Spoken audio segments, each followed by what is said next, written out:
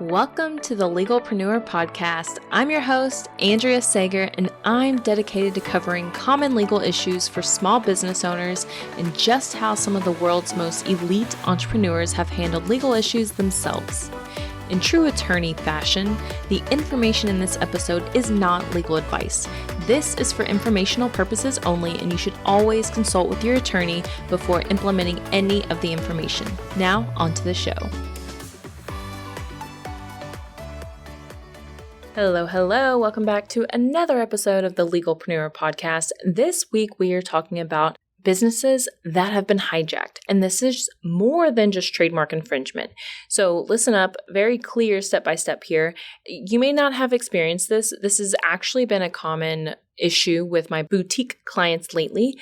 And I want to just put it out there for everyone in case this happens to you. So what's happening is, let's say we have a boutique called the Clothing Boutique. And somebody else comes along with a similar looking website, and we'll call it clothingboutique.com. So instead of theclothingboutique.com, it's clothingboutique.com.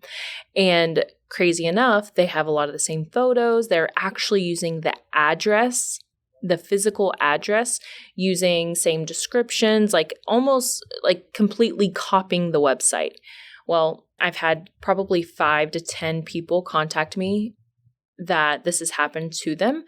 And I straight up tell them like, hey, we could send a cease and desist letter, but at the end of the day, they're probably an international company or somebody internationally that's just setting this up, trying to, make a quick buck from getting people to purchase from them instead of you and never sending the product.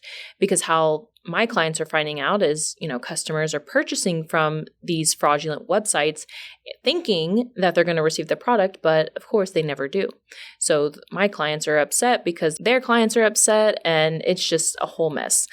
So it's a huge mess for everybody. And really, it's just not worth it to send a letter because, number one, the client typically isn't protected with a federal trademark.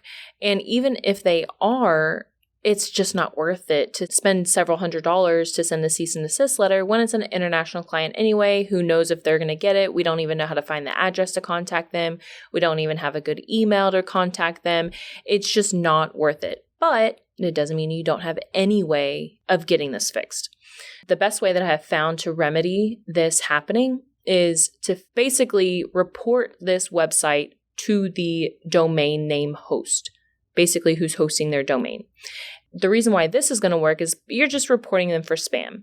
And you could also report them for trademark infringement. However, a lot of times when you report trademark infringement to a domain host, they want to see that the domain itself is protected with a trademark. So if it's the Clothing Boutique that's trademarked, they probably will deny you because you don't have the clothingboutique.com protected with a trademark, which is crazy, but we'll leave it at that. Anyway, so what happens if this happens to you? They're literally stealing everything off your website. Customers are getting upset. How do you even report them when it's not even worth it to send a cease and desist letter because you don't even know where to send it to?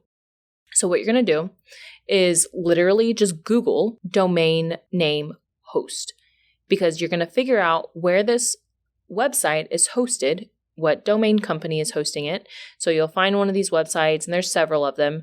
Just Google it and just pick one of the ones that comes up. Copy and paste the URL, figure out where it's hosted, whether it's Bluehost, WordPress, GoDaddy, wherever it's hosted. You're going to go to that host and figure out how to report that domain for spam, phishing, everything. I've done a couple of these, and I just report for everything possible, like figure out how to make a claim for this.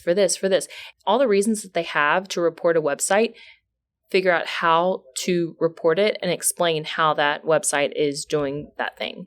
Because the more reports you submit, the better chance of getting it removed. And a lot of times these domain name hosts, they know what's going on. So somehow you just have to get their attention. At the same time, though, they probably do get some fraudulent reports. So you may have to do this a couple of times. Best thing would be to get on the phone with somebody. A lot of times that's not possible. So you just have to submit these reports. I would say submit the report, and typically within a day or two, it's removed. I haven't had a client that hasn't had it removed. And I'm not saying it's guaranteed to get removed because I can't just make any guarantees, but this is the best way to get it removed. So if this ever happens to you, here's your step-by-step. You just Google to find who's hosting the domain name, then go to that host and report that domain for spam, phishing, every possible report that you can submit it. And that's all you got to do. And just wait and see it be removed.